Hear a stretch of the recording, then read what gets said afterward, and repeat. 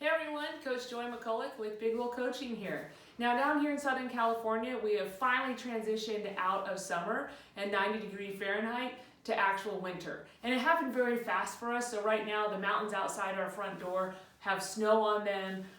We're putting 2 jackets on Seamus to go outside and play. So going outside and riding our bikes, we kind of come up with maybe some issues as to what am I going to wear. Now, Brian and I have done a ton of troubleshooting over the last 15 to 20 years of cycling, and we really wanted to share that with you to kind of help you get to the positive end result faster. Now, this morning I rode Zwift because it was raining and it was like 45 degrees outside, and in the garage it was 42 degrees. I was nervous because I was like, oh my goodness, I'm going to be so cold.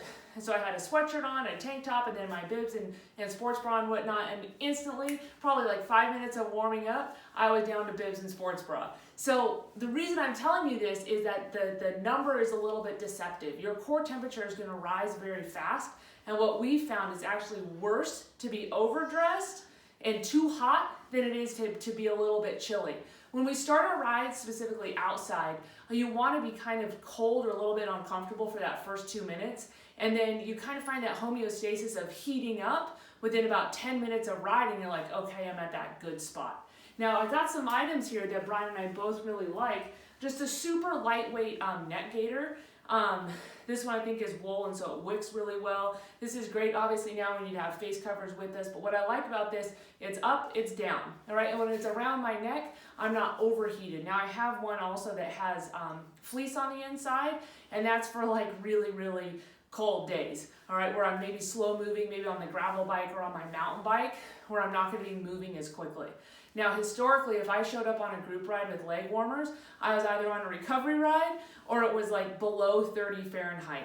I like to dress, they call me the summer model, and Brian is the winter model. Brian will wear everything from head to toe. So each of us is going to be very different, but I want you to find those key items that are going to help make sure that you can have quality training in all weather conditions. The next step is a good set of gloves. These gloves I've probably had for 10 plus years, but they're lightweight and they're full finger. All right, that's going to keep the tips of my finger warm. And what's crazy is you'll notice your hands will warm up very, very quickly, kind of compared to some of the rest of your extremities, the rest of your body. So having big, bulky gloves, I don't know where to put them. These ones I can take on and off quickly, and I can put them in a pocket very easily. Now, my favorite thing is a vest. Now, this vest has a 2-way zipper, so if I'm climbing, I can unzip it from the bottom, and it's going to open up and it's going to help cool me off. And I never really have to take this one off if I'm out on a cold day, and it's got good wicking in the back. You want that sweat to get off you as fast as possible. Now, the last one that both Brian and I love is if you can find a great rain cape. Now, this rain cape is my SoCal jacket.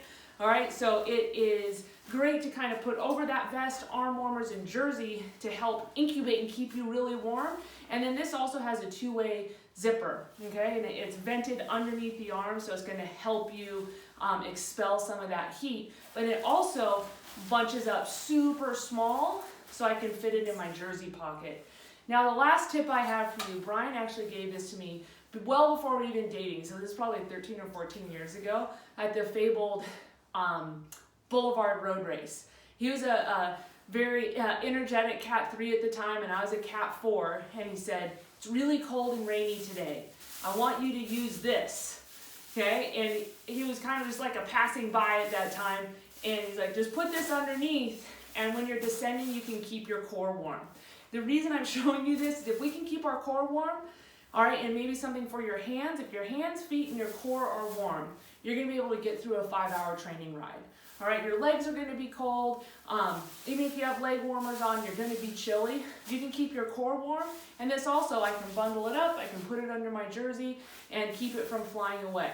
All right, my last tip for training in these winter conditions, practice putting on and off this clothing, okay? Because you're going to come to situations where you get really hot and you're overheating. And like I said, if I'm climbing Oak Glen sweating, I'm going to descend and literally freeze. So you want to find, again, that homeostasis with your heat. So practice, even if it's on the trainer or on your recovery rides, taking your arm warmers on and off.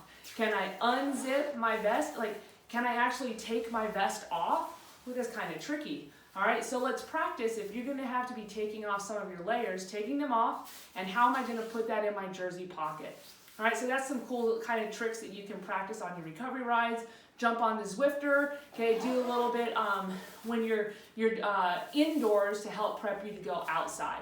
All right, we're really excited this week. On Monday, we get to do our recovery Zwift ride with you. And then on Wednesday, Brian's gonna be leading our Zoom stretch and core recovery session as well. So make it a great week.